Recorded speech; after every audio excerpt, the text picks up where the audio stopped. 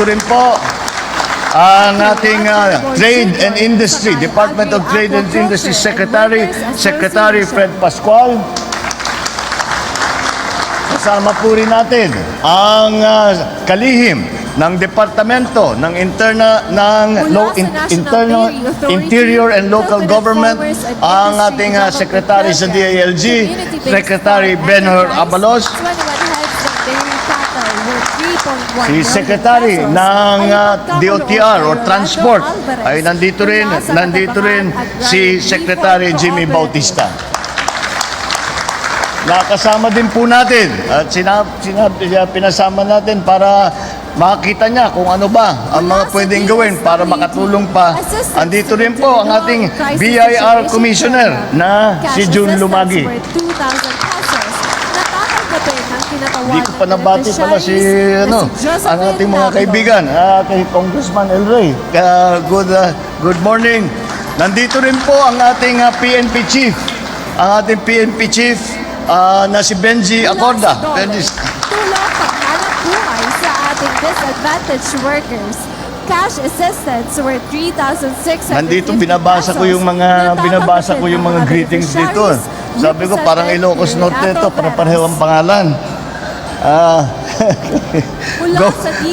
Governor Luigi, Rise up more for para sa mga MSMEs, Congressman Migs, na dating gobernador niya. Yung mga beneficiaries ng Bagong Pilipinas Serbisyo Fair, mga kapwa kong kawani sa pamahalaan, livelihood seeding program, at kayong lahat na mga tiga-Nabwa at lahat ng hanggang sa iba't ibang lugar kung saan tayo ay nagbubukas ng Bagong Pilipinas na programa. Magandang umaga po sa inyo lahat. Nakikita naman po ninyo, full force ang lahat ng mga kagawaran at institusyon ng gobyerno ngayon. At mula sa pagbibigay ng tulong medikal at pangkalusugan, pinansyal, pangkabuhayan at pang-edukasyon. Andito rin po ang ating chairman, si Popoy Libera. Siyang namamahala sa mga SUC at sa mga scholarship program. Isama pa natin ang ating flagship program na Kadiwa ng Pangulo, kung saan ginagawa namin lahat upang makapagbenta ng mura ng mga iba't ibang bagay. Narito rin po ang Passport on Wheels, Driver's License, Registration Assistance, National ID, NBI, Police Clearance. Lahat ito ay pwedeng mag-apply dito upang hindi na ninyo kailangan pang lumayo para magkaroon ng mga ito. Marahil dito na rin ninyo matatagpuan ang inyong pag-ibig. Baka po iba ang iniisip nyo. Ang tinutukoy ko po ay ang application para sa inyong pangarap na murang pabahay. Ilan lamang po itong mga ito sa maaari ninyong i-avail sa araw na ito.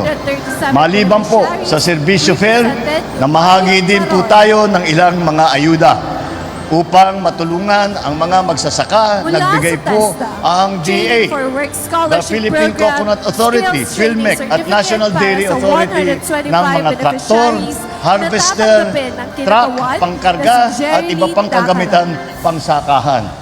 Hindi rin po natin nakakalimutan ang ating mga mangingisda dahil ang BIFAR ay namigay rin ng mga fish cage package at ilang bangkang dimotor. Namigay din po ang DOH ng mga wheelchair na maaaring magamit ng ating mga senior citizen at mga may sakit.